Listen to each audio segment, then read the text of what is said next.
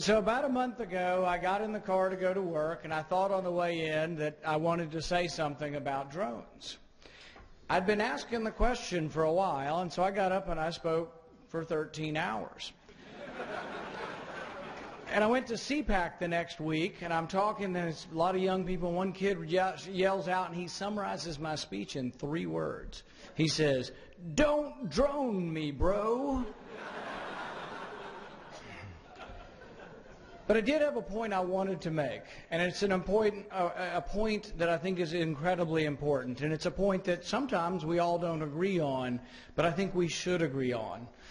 The question I was asking was, to the President, do you think you have the authority to kill an American on American soil who's not involved in combat?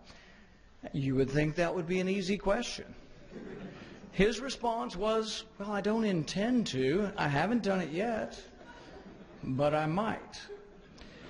And it's sort of like him saying he doesn't intend to break the Bill of Rights, or he intends to sort of honor the Second Amendment. Well, you know, the oath of office says, I will defend the Constitution. I will preserve and defend the Constitution. It doesn't say, I might, if it's inconvenient. If it's convenient. If it's not inconvenient. And so we went through this, and we had written letters, we went back and forth, we could get no answer. And finally we got an answer. And people said, well, that's absurd. He would never kill an American. And as I think I said somewhere, my wife said during the 13 hours, ruin their cafe experience.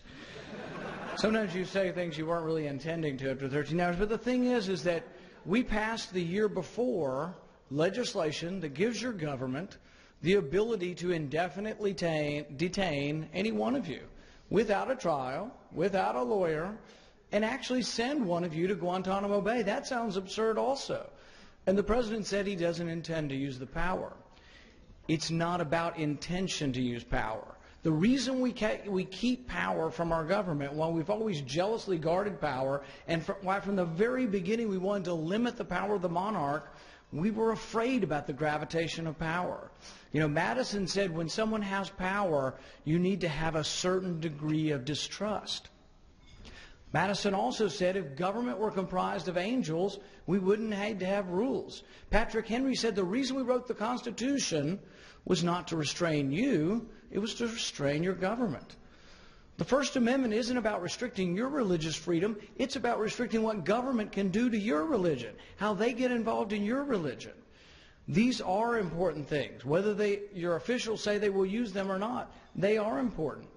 You can imagine a situation where an Arab American in our country is communicating by email with a cousin who lives in Lebanon. Somebody says the cousin's a terrorist, and now you're associated with terrorism. Do you think you'd get at least a lawyer to defend yourself? And when I brought this question up, another Republican on the Senate floor said, well, I said, could you send someone an American to Guantanamo Bay without a trial, without an accusation? And he said, if they're dangerous. And I said, well, that begs the question, who gets to decide if they're dangerous? Another senator said, well, when they ask for a lawyer, you tell them to shut up. Well, the thing is that when I see the young soldiers who come back, and my wife and I just helped build a house for a young soldier who lost both legs and one arm, when they come home, I ask them what they're fighting for, and they say the Bill of Rights. That is the freedom. So when we talk about fighting for freedom, we have to define what we're fighting for. It has to be about the Constitution. It has to be about the Bill of Rights. Some may not agree with this, but think about it. We had the Boston bomber recently, and I was at a charity event about a week later, and a Boston policeman was down there, and he was giving a speech. It was one of the best speeches I think I've heard in a long time. He ran to the scene. He helped apply tourniquets. He helped people at the scene.